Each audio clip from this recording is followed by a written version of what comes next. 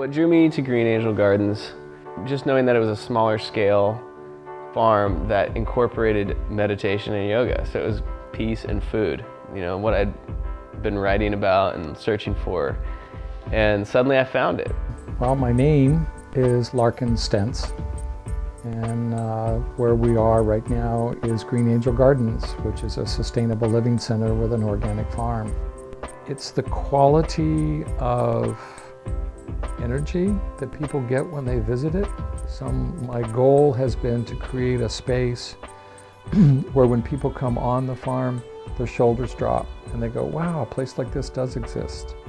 So I got down here, and then one night I had an 80% improvement in symptoms and released all this shit and realized how important places are like this. Like, this could become a hospital in a sense for people. Like, you can disconnect from all of those problems that you and I had been talking about and relating to, and here's solutions. They exist.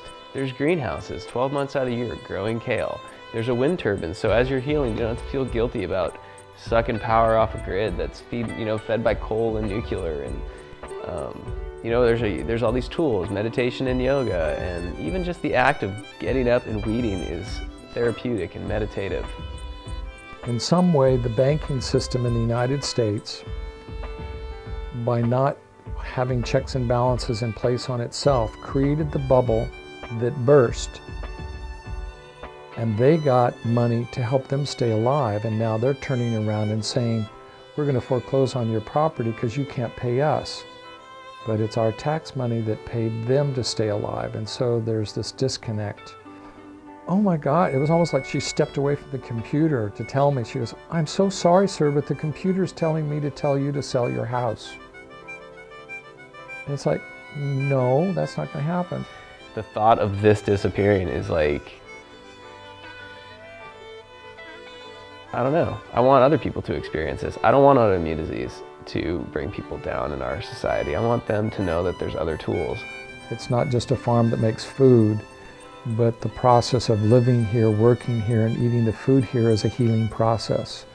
And he's been able to help us focus more on that as something that the community needs to know more about. And so we're looking at making that experience more available here as a healing center, assuming we get through the foreclosure and all of that stuff.